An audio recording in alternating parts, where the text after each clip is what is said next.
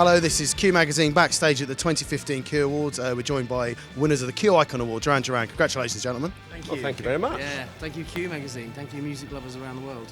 So who were your icons first up when you were starting out? Bowie, Yeah. Lennon, Elvis, Roxy Music, I'm thinking Mark Kraftwerk, Bolan. Gary Newman, Mark Bolan. Gary Newman, exactly. Gary Newman, Patti yeah. Smith. Yeah. Sex Pistols, Clash. Yeah. We've got a Gary Newman and a Sex Pistol in today. Have you said hello? Absolutely. Yeah.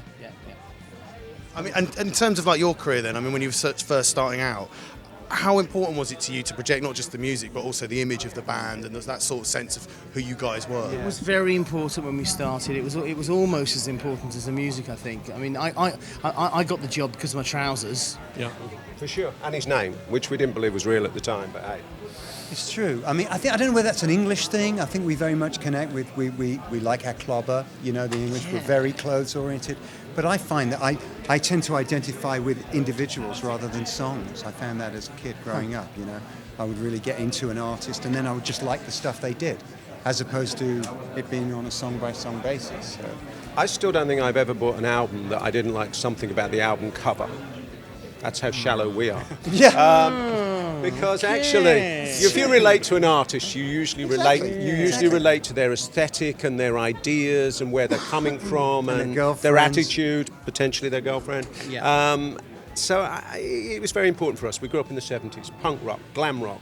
We were never going to be a band that got on There's stage a and didn't headline, care Duran about that. Duran, the band that always judges the book by its cover. Yes. It's that sense of creating a world, which I think Duran did incredibly well. I think also, you know, if you get the heart of it right, you get the music right, and you got the right vibe within the band, then that kind of spreads out. It's like a fountainhead, and it spreads out to everybody else you work with. So the design team is in place, and the clothing's right. It just makes sense. You know, the whole project is one thing.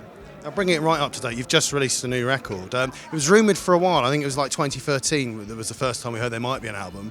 What's gone into it? You guys just had to get it just right? Is that the thing? Roger? We did have to get it just right, actually, because I think the last record was very well accepted, and we kind of set the bar was pretty high again. So we went in and we thought, this is really going to be something outstanding. And I think Nick was the one that said, you know, let's just not have a cut-off point on this album. Yeah. Let's just go until we've got the record that we want. And it was 2 years plus in the end, but we think we've got a good piece of work. So you're very happy with the results? Very. I love it. Yeah. I mean, I'm still playing it at night time before I go to bed. Put the earphones in and put the album on. That's why you haven't forgotten any of the lyrics so far on this. It's the best way to learn them, darling. Yeah. Also, I think it's reassuring being here on a day like today. We're believers in the album. We still believe in the album and in that journey that the listener can take. And that's what we want the listener to take, the journey of this Paper Gods album. Yeah. During the making of the album, I mean, if we heard it once, we heard it 50 times. Yeah, nobody listens to albums anymore, you know, and all of that. But that's our that's how we've been raised, you know. Yeah. So we're. You know what's funny about that to me is that you wouldn't do it to a movie, would you? Right. You wouldn't go and put it on shuffle.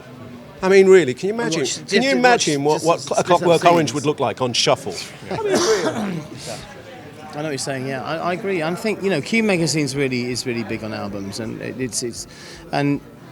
then what you said about people saying, "Oh, nobody listens to album anymore." Yeah, I heard that too. But I'm getting so much feedback on the little bit of social media I do from people who are listening to the album. They're putting on at the beginning and listening to the whole thing right through to the end.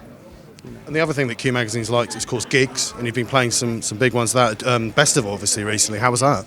Festival was absolutely amazing. I mean, it's great. I love playing shows where you got girls sitting on their boyfriend's shoulders, or boyfriends sitting on their girlfriend's shoulders, or boyfriends sitting on their boyfriend's shoulders, etc., etc., etc. Girlfriend sitting on their girlfriend's shoulder. Exactly. Yes. I mean, yeah. There you go. All of that stuff. It was really wonderful for us. We really felt like we connected with a new audience, actually. And so, obviously, with the album coming out, what's sort of next? More touring, more shows? Yeah. We're touring the UK in December, actually, 28th of November. I think we open in Manchester. Very excited. It's always exciting to get back on the road in England. Sorts the men out from the boys. Yeah. And how is the new stuff going to fit into the set? Have you sort of worked that out yet? Yeah, we've been trying it out so far, and we found out, like Roger said, that Pressure Off fits in right in the sort of notorious Planet Earth pocket. We're playing What Are the Chances at the moment. Last Night in the City, which is a real kind of up-tempo disco EDM stomper, really. It feels like the best song in the set when we play it. I mean, the crowd got absolutely bananas. I mean, we're lucky, and we worked hard. Some more Q Icon winners and apparently now an EDM band, Duran Duran. Congratulations. Thank you.